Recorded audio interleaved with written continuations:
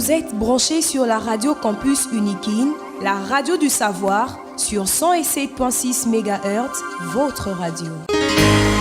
Vous écoutez la radio Campus, Alma Mater, c'est l'heure du journal.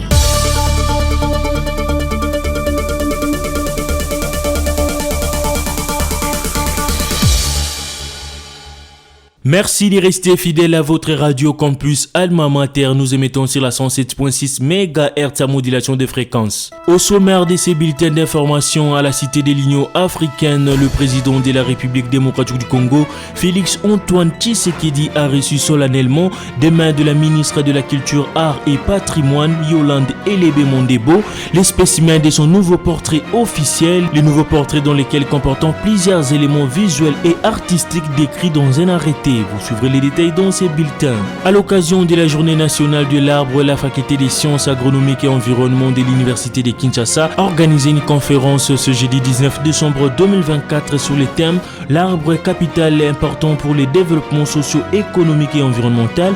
Vous suivrez les détails dans ces bulletins. Bientôt les débuts de l'enseignement du mandarin à l'école des langues de l'université de Kinshasa. Ces enseignements pourront commencer en janvier 2025. Le directeur Zia de l'Institut Confucius a été reçu par le recteur de l'université de Kinshasa, Jean-Marie Kayembe, à cet effet. Vous suivrez les détails dans ces bulletins. À la présentation de ces bulletins d'information, Glodave Boloy. Comme annoncé au sommaire à la Cité de l'Union africaine, le président de la République Félix Antoine Tshisekedi a reçu solennellement des mains de la ministre de la Culture, Arts et Patrimoine, Yolande Elebe-Mondebo, les spécimens de son nouveau portrait officiel, le nouveau portrait comportant plusieurs éléments visuels et artistiques décrits dans un arrêté. À cette même occasion, d'autres sujets liés à la culture ont également été abordés au cours de cette audience. On écoute Yolande Elebe-Mondebo. Alors nous sommes venus pour lui remettre son portrait officiel pour la deuxième mandature et bien évidemment, nous en avons profité aussi pour parler de certains autres sujets liés à la culture. Le portrait a suivi toutes les procédures normales, c'est peut-être ça aussi qui a fait que ça a un peu traîné avant que ce portrait officiel lui soit remis, mais maintenant tout est fait et il a reçu officiellement son portrait officiel. Nous, en tant que ministère de tutelle, par rapport à la création, nous avons fait donc la partie administrative, mais ce qui concerne la distribution, ça se fera par la chancellerie. L'RDC se branche au géoportail mondial, c'est ce qui ressort d'un atelier de 3 jours organisé à l'hôtel Sultani River par le ministère de l'Aménagement du Territoire. Cet atelier était centré sur la formalisation du groupe d'observation de la Terre Géo. Le professeur Oli Olenou est expert en géomatique à la faculté des sciences et technologies de l'université de Kinshasa. Il revient sur cet atelier. Nous avons été invités à un atelier qui a été organisé par le ministère d'Aménagement du Territoire sur le portail Géo-RDC. Le portail Géo-RDC, c'est quoi? C'est-à-dire, on veut aujourd'hui, vous savez que le monde est devenu de plus en plus informatisé. Alors, on veut avoir un portail où nous avons toutes les données cartographiques. C'est-à-dire, dans tous les domaines, vous voulez avoir les informations sur l'évolution de la population, par exemple, de la RDC, vous téléchargez ces données-là. Et nous avons un géoportail mondial. C'est comme ça que la RDC a adhéré à ces portails-là. Et maintenant, il était question d'implémenter ces géoportails ici en RDC. Tous les experts dans tous les domaines ont eu à participer à cet atelier pour implémenter ces géoportails RDC. Alors, au niveau du Congo, quelle sera l'instance chargée d'enrichir ce géoportail-là? Quelles sont les personnes qui doivent y travailler? Le Conseil des ministres avait chargé le ministère d'Aménagement du Territoire pour pouvoir piloter ces grands projets. Mais c'est un projet multisectoriel. Donc, dans tous les domaines, je dis bien, tous les domaines sont concernés par ce projet-là. Nous avons été là comme experts de l'université de Kinshasa. Je ne peux pas seul, nous avons été avec d'autres professeurs de l'université. Vous savez, je leur ai dit, l'université, c'est un centre de recherche. Toutes ces données-là, l'utilisateur primaire, c'est l'université. L'université, nous produisons et nous consommons ces données-là. Donc, nous sommes censés prendre une part active dans ces assises-là. Dans quelle mesure le géoportail peut nous aider même en termes de sécurité? Parmi les sous-thèmes, il y a un thème ayant trait à la sécurité. Vous savez, si nos données ne sont pas sécurisées, rassurez-vous que la sécurité n'aura pas son sens. C'est-à-dire les données téléchargées ou les données que nous allons garder dans notre portail doivent être sécurisées. On peut les utiliser dans tous les domaines comme je l'ai dit tantôt là. C'est vraiment très très important que nous ayons adhéré à ces géoportails et que la RDC ait son propre géoportail. Bien sûr rattaché au portail mondial puisque c'est le portail mondial qui va commencer à nous donner toutes ces données là que nous allons télécharger dans tous les domaines. À l'occasion de la journée nationale de l'arbre, la faculté des sciences agronomiques et environnement de l'université de Kinshasa a organisé une conférence ce jeudi 19 décembre 2024 sur le thème l'arbre capital important pour le développement socio-économique et environnemental. Le doyen de la faculté des sciences agronomiques Charles Kinkela revient sur l'importance de l'arbre dans la société. On l'écoute. L'arbre représente tout. Du point de vue alimentaire, pour l'arbre, nous prenons des fruits. Du point de vue médicaments, de l'arbre, beaucoup de feuilles, beaucoup de parties de l'arbre. Nous utilisons ça comme médicament. Du point de vue beauté, du point de vue aussi pharmaceutique, du point de vue cosmétique, beaucoup de produits qui viennent de l'arbre. L'avocat, vous voyez l'avocat, ça vient d'un arbre, mais beaucoup de produits cosmétiques sont fabriqués à partir de l'avocat et consorts. Regardez seulement l'arbre, beaucoup de ces fruits, ça nous sert d'aliments, ça nous fait des pharmacies, ça nous fait des cosmétiques. Donc l'arbre est tout. Même sur le plan socioculturel, on a dit, les palabres, ça se passe autour de l'arbre. On a même dit que nos ancêtres, les esprits ancestrales, quand on a des problèmes, c'est sous l'arbre. On nous a même dit même que les démons, quand ils nous bouffent la nuit, c'est sous l'arbre qu'ils viennent. Donc l'arbre est tout pour nous, pour l'homme. L'arbre, si vous avez coupé l'arbre dans votre parcelle, vous devez remplacer notre arbre. Je demande à chacun qu'on puisse replanter les arbres. D'ailleurs, dans le monde entier, le pays, c'est le pays des solutions. Quand on voit solution, quand vous parlez de la forêt constitue d'arbres, non? Alors, si la forêt est une solution, c'est l'arbre qui est au centre. Alors, si nous pensons que nous ne pouvons sortir de ce qui nous veut, chacun de nous doit prendre un arbre. Si chaque jour, prenons ici, à Kinshasa, nous sommes des millions d'arbres. Si chacun peut construire l'arbre, nous allons résoudre finalement le problème de tout ce qui est changement climatique. Professeur Prince Baraka revient sur les rôles de l'arbre. Il sollicite une mise en place de mesures pour garantir l'épanouissement des écosystèmes. On l'écoute. On s'inscrit dans le cadre de la célébration de la journée nationale de l'arbre en RDC. Et donc, dans ma présentation, j'ai essayé de démontrer en fait le lien qui existe entre la nature et l'homme. Et parlant de la nature, principalement ici, l'arbre comme composante principale de la forêt et toutes les fonctions associées, toutes les fonctions, tous les produits que fournissent les arbres. Et donc, ce que j'essaie de montrer ici, c'est que c'est bien de reconnaître l'importance et le rôle de l'arbre, mais c'est encore mieux, je pense, de prendre connaissance de ce que nous avons comme responsabilité. Parce que nous, peut-être, on peut savoir que voilà, c'est important, mais pourquoi on n'en a pas dans les parcelles, dans la ville? Pourquoi il y en a de moins en moins à mesure que l'on sillonne certaines communes ou certaines rues? Donc, si à côté de nous, on en parle, c'est un rôle de sensibilisation. Si on a la possibilité d'en planter un, c'est voilà, en tant qu'acteur principal. Donc ma présentation, je l'ai orientée dans ce sens, tout en revenant en fait sur le fait qu'à l'échelle de la ville, par exemple de Kinshasa, il faut prendre conscience qu'il n'y a plus d'arbres, se poser des questions sur pourquoi, mais mettre en place des mesures qui encouragent les occupants de parcelles d'en avoir de plus en plus. Parce qu'en fait, un arbre qui est chez vous, dans votre parcelle, c'est vrai qu'il vous appartient, mais il rend des services qui bénéficient à des voisins qui sont à des centaines de mètres, à des kilomètres, parfois même. Et là, j'ai dit toute la somme de ce qu'on a comme arbre. Là, je vois l'échelle de la forêt. Donc, on a des fonctions qui bénéficient même à l'humanité. On l'a démontré là par d'autres intervenants. JFT, délégué facultaire à la faculté des sciences agronomiques et environnement, nous donne l'essence de cette journée. On l'écoute. Nous sommes réunis autour d'une thématique, l'arbre, un capital important pour le développement socio-économique et environnemental. Autour de ces sujets, nous avons longuement échangé, là où on a pu soulever tous les critiques et les défis auxquels nous sommes confrontés. Et quand même, on a pu tirer quelque chose d'important, surtout puisque le changement climatique est vraiment un fléau qui nous touche tous.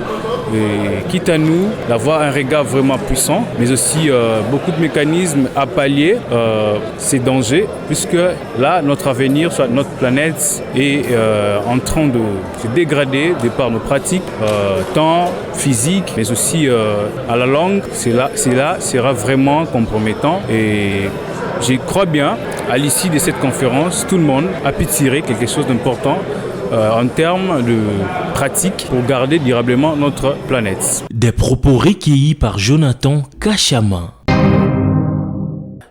La ministre d'État, ministre des Affaires étrangères, Thérèse Kayikwamba, a convoqué Matata Magara, chargé d'affaires de l'Ouganda en République démocratique du Congo, pour des explications sur les propos récents de Muhoozi Kainerugaba, commandant en chef des forces de défense ougandaises, concernant le président Félix Tshisekedi. La ministre d'État a demandé à Matata Magara une clarification officielle des autorités ougandaises sur cette prise de position ainsi que sur l'état des relations entre les deux pays. Un groupe de 275 jeunes comprenant des présumés criminels arrêtés lors des opérations de police ciblées et des volontaires ont quitté Lubumbashi pour rejoindre le service national à Kanyama-Kasese. Il s'agit de la troisième vague des jeunes à rejoindre le service national en une année pour la province du Haut-Katanga. Cette initiative vise à offrir une nouvelle chance aux jeunes en difficulté et à les former pour qu'ils deviennent des citoyens productifs à la société. On écoute le général Jean-Pierre Kassongo Kabui, commandant des services nationaux. Ici aujourd'hui, ils sont 270 qui partent. Je vous annonce que le week-end, nous allons faire 2 rotations en provenance de Kolwezi. Donc le week-end, ce sont les jeunes de Kolwezi qui vont partir parce que la province est en train de s'organiser aussi, de mettre la main dessus. 2 rotations vont partir. Non, ce n'est pas une prime à la délinquance. Parmi eux d'ailleurs, vous voyez qu'il y a même des volontaires. Il y en a qui s'engagent volontairement à servir au service national. Ce n'est pas une prime à la délinquance. Nous avons un programme, nous sommes en train d'y aller étape par étape. Le moment viendra où nous allons vraiment nous engager à prendre des volontaires. Plusieurs centres sont en construction, vous avez suivi le gouvernement et le commandant suprême s'engage.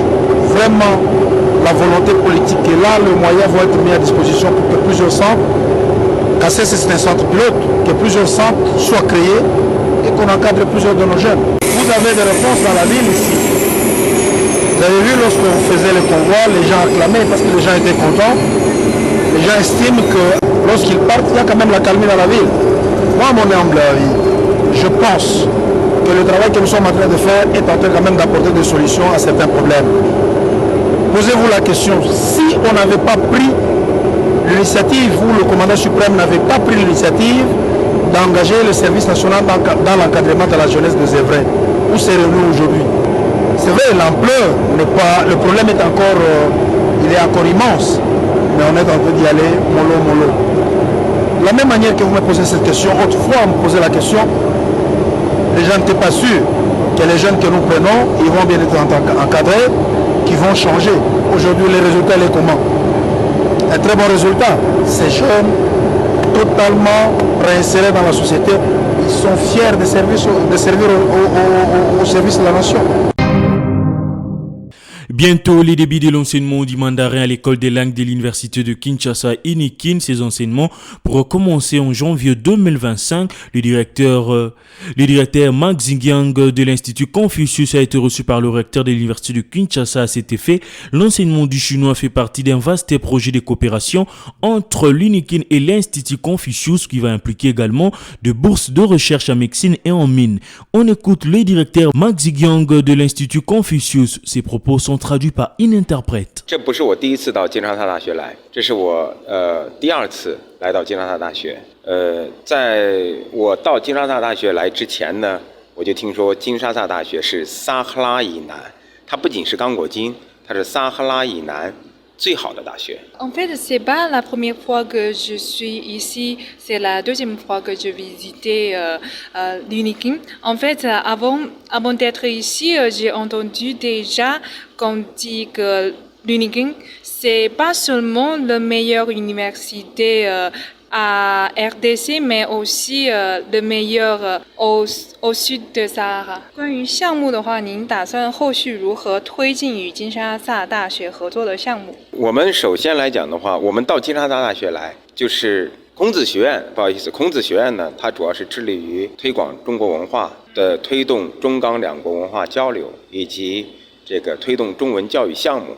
我们希望，孔子学院到任何一个国家，都希望与当地最好的大学开展合作。我们来到这里呢，就希望把中国的相关教育资源带到金沙萨大学来。我们要做的第一件事情，就是首先在这里推动，在金沙萨大学内部来推动中文教育项目落地。接下来我们会深入的去考虑，不仅仅是在语言教学项目上，而且是未来我们基于现在的语言教学项目开展专业教学，比如说在金沙萨大学设立整个刚果金范围内第一个中国文学专业。Donc, en fait, pour l'Institut Confucius, le premier objectif, c'est de la communication internationale entre la culture et l'amitié. Donc, ici, on a non seulement le projet de langue, mais aussi, nous espérons pouvoir avoir la coopération professionnelle.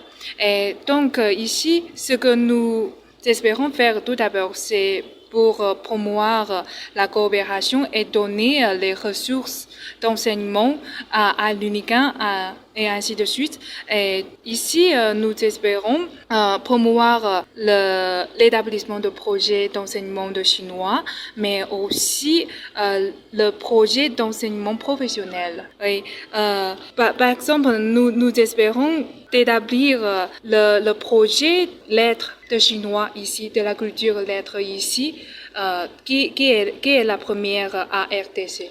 我们什么时候能开始教学？我们中国的老师已经到位了。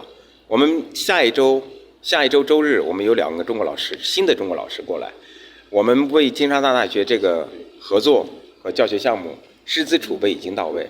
从明年，也就是2025年的1月，我们的项目就可以立即开始。En fait, les professeurs sont déjà ici. Spécialement, nous avons 2 professeurs viendraient ici le lundi prochain. Donc, nous pouvons commencer notre coopération d'enseignement de chinois le janvier 2025. 以及各位教师的会面是否满意呢？相当满意，非常满意，谢谢。Nous sommes très satisfaits et merci beaucoup. Vous venez de suivre le directeur Marc Zigyang de l'Institut Confucius au micro de Jean-Paul Mbouya Koutoumissa. Bouclons ce bulletin avec la santé. Dans le cadre de l'évaluation de la mise en œuvre de la politique de gratuité de la maternité, le ministre de la Santé publique, Hygiène et Prévention, Dr Samuel Roger Kamba, a tenu une réunion avec le membre de la Coordination nationale de la couverture santé universelle CSU et de la Banque mondiale ainsi que d'autres représentants. L'objectif principal de cette rencontre était d'identifier les défis rencontrés dans la mise en œuvre de la gratuité des accouchements et de tirer les leçons nécessaires pour améliorer la qualité des soins dans ces secteurs. Vous l'avez compris, c'est la fin de ces bulletins d'information présentés par Glodav Boloy. Je vous rappelle le principal titre. À la cité de l'Union africaine, le président de la République démocratique du Congo, Félix-Antoine Tshisekedi, a reçu solennellement des mains de la ministre de la Culture, Art et Patrimoine Yolande Elebe-Mondebo les spécimens de son nouveau portrait officiel, les nouveaux portraits dans lesquels comportant plusieurs éléments visuels et artistiques décrits dans un arrêté.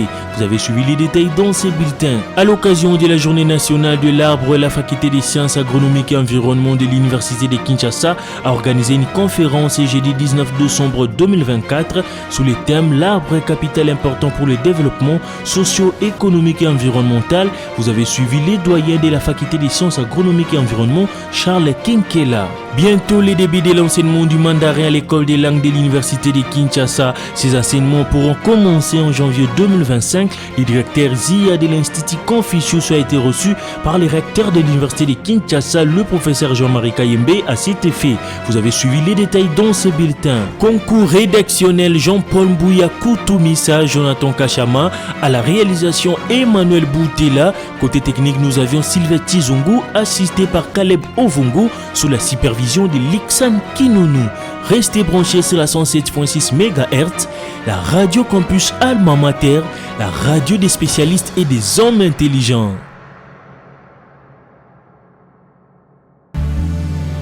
Vous êtes branchés sur la radio campus Unikin, la radio du savoir, sur 107.6 MHz, votre radio.